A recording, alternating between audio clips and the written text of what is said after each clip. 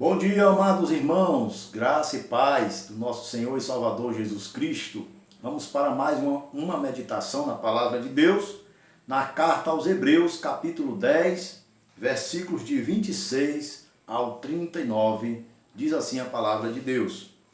Portanto, se vivermos deliberadamente em pecado, depois de termos recebido o pleno conhecimento da verdade, já não resta sacrifício pelos pecados. Pelo contrário, certa expectação horrível de juízo e fogo vingador, prestes a consumir os adversários. Sem misericórdia morre pelo depoimento de 2 ou 3 testemunhas quem tiver rejeitado a lei de Moisés. De quanto mais severo castigo, julgais vós, será considerado digno aquele que calcou aos pés o Filho de Deus e profanou o sangue da aliança, com o qual foi santificado e ultrajou o Espírito da graça. Ora, nós conhecemos aquele que disse: a mim pertence a vingança, eu retribuirei.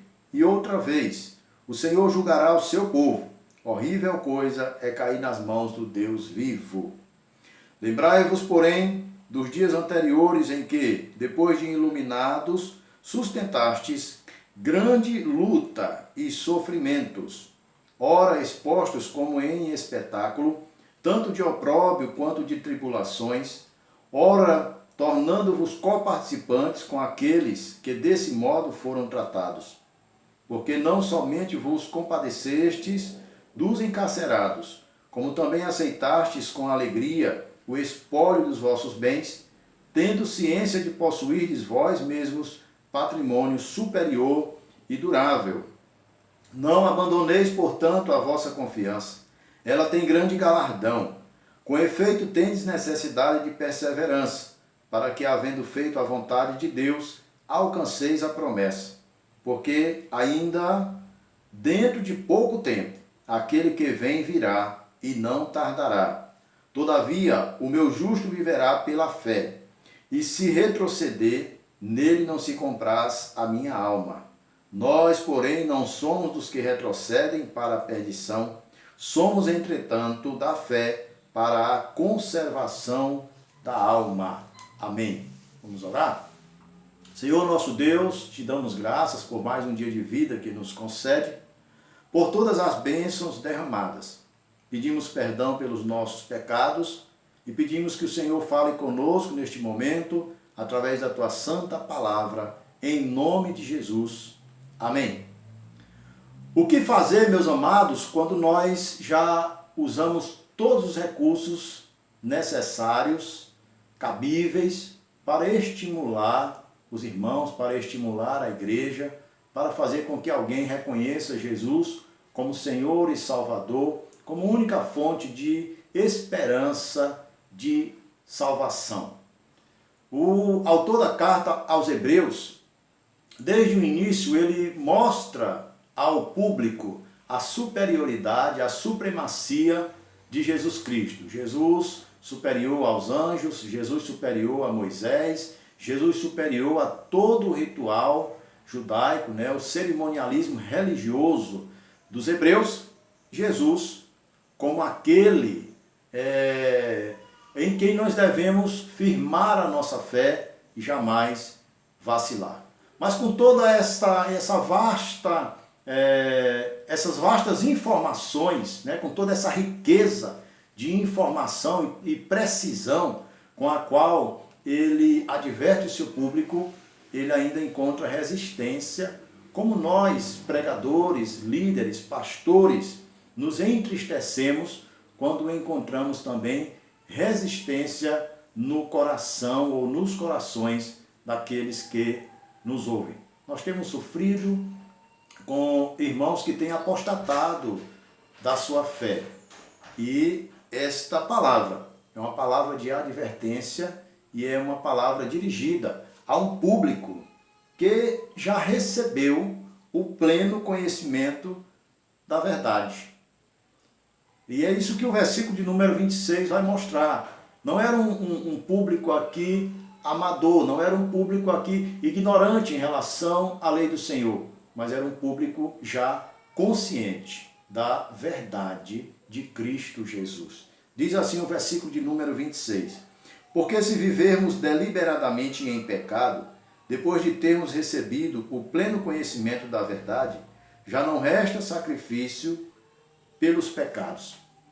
Ou seja, alguém que já teve o pleno conhecimento da verdade, que inclusive até já confessou Jesus Cristo como Senhor, já confessou que de fato só há salvação em Cristo e que publicamente já tomou uma decisão. Mas aí acontece que esta pessoa, por algum motivo, ela abdicou da sua fé, ela apostatou da sua fé. Diz aqui o autor da carta que não resta mais nada a fazer, né? O que fazer? E ele diz exatamente isso. Porque se vivermos deliberadamente em pecado, depois de termos recebido o pleno conhecimento da verdade, já não resta sacrifício pelos pecados. Não há mais o que se fazer. Mas o que resta agora é uma expectativa de juízo. Versículo 27. Pelo contrário, certa expectação horrível de juízo e fogo vingador, prestes a consumir os adversários. Esta pessoa que saiu da categoria de inimigo de Deus, de adversário, tornou-se, pelo fato de confessar Jesus Cristo como Senhor e Salvador, alguém até mesmo fez parte ali da membresia da igreja, esteve junto com o povo de Deus.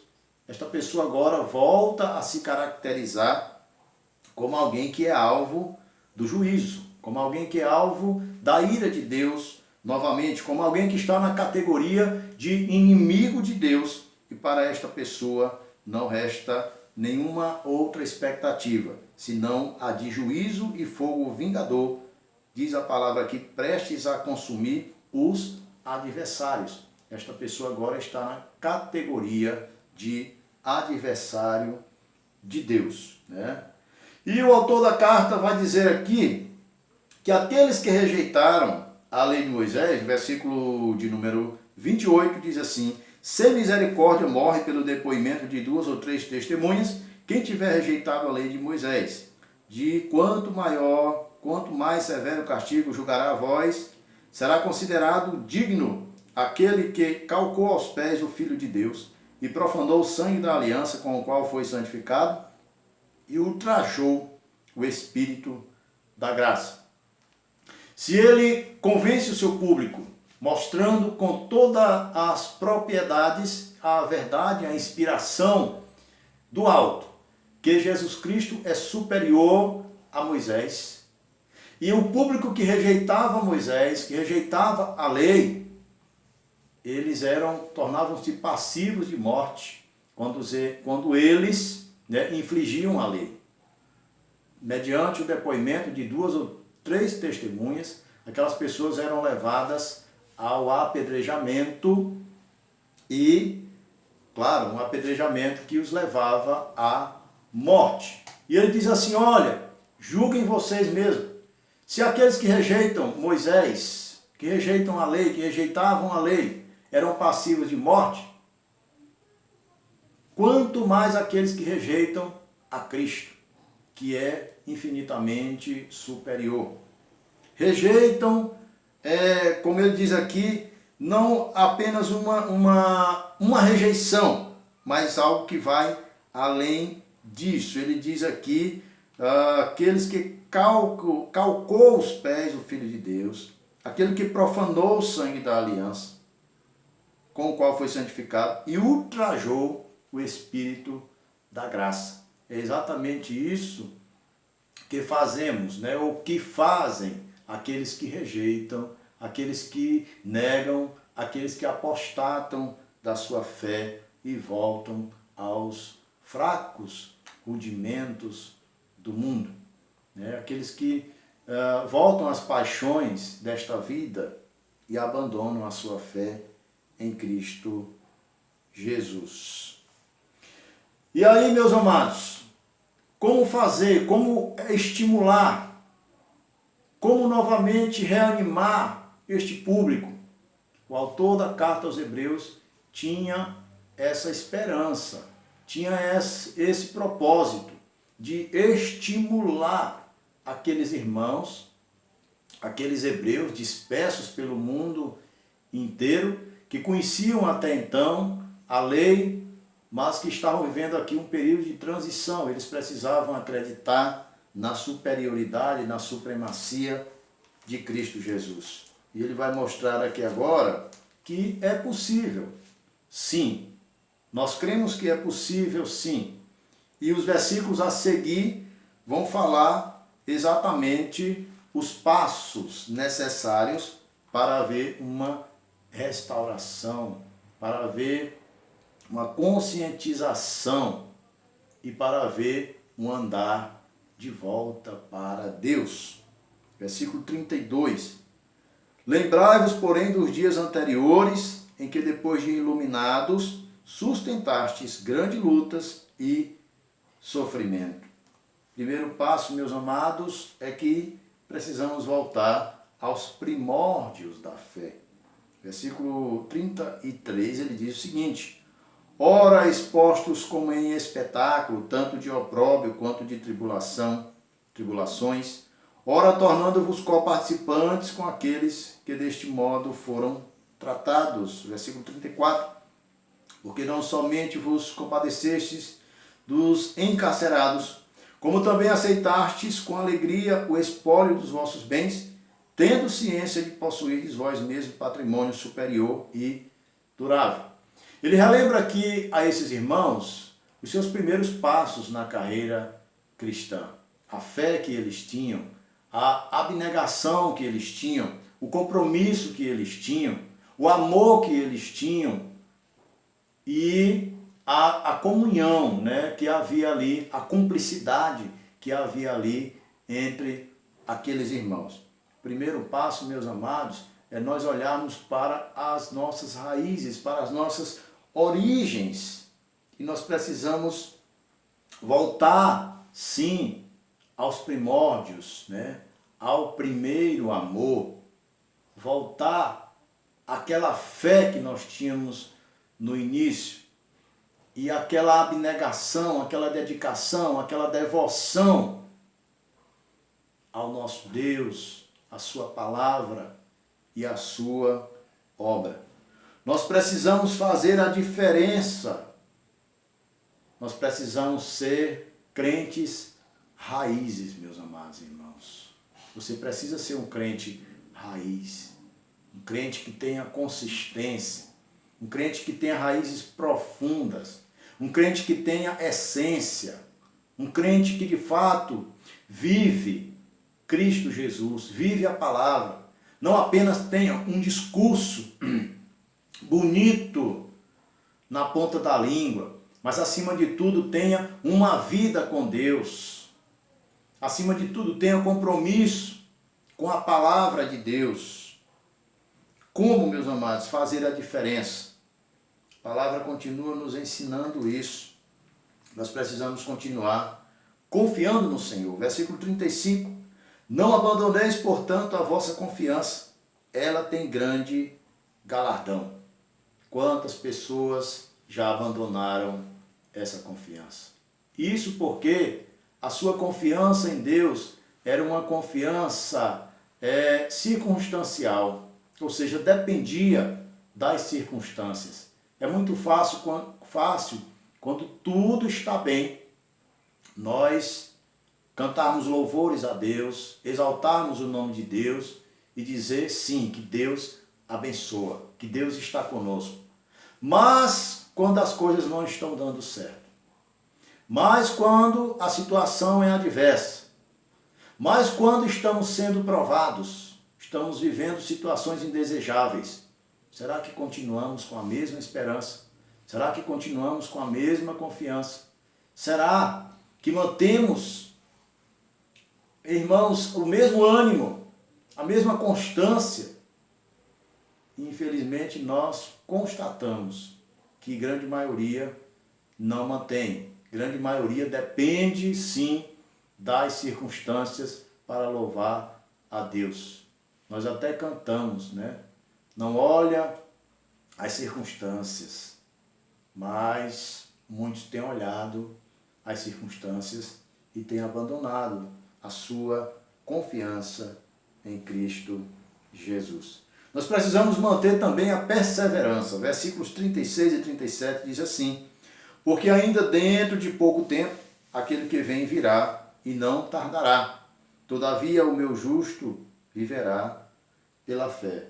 Ou melhor, eu li aqui o 37, voltarei a ler o 36 e o 37. Eu li 37 e 38, na verdade é 36 e 37. O 36 diz assim: com efeito tendes necessidade de perseverança, para que, havendo feito a vontade de Deus, alcanceis a promessa. Porque ainda dentro de pouco tempo, aquele que vem virá e não tardará.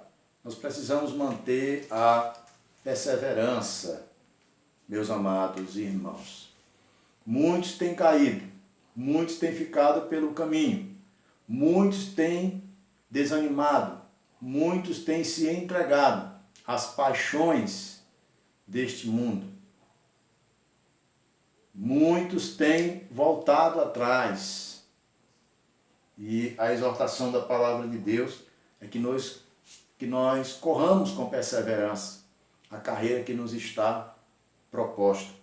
É que nós confiemos de fato no Senhor e tenhamos essa consciência de que Ele virá. Porque ainda dentro de pouco tempo, aquele que vem virá e não tardará. Nós precisamos perseverar nessa esperança viva em nosso Senhor e Salvador Jesus Cristo. Nós precisamos também, meus amados, guardar a fé. Versículo 38 diz assim: todavia o meu justo viverá pela fé, e se retroceder, nele não se compraz a minha alma. O justo viverá pela fé. E ele não pode retroceder, porque o retrocesso do justo não dá prazer ao nosso Deus.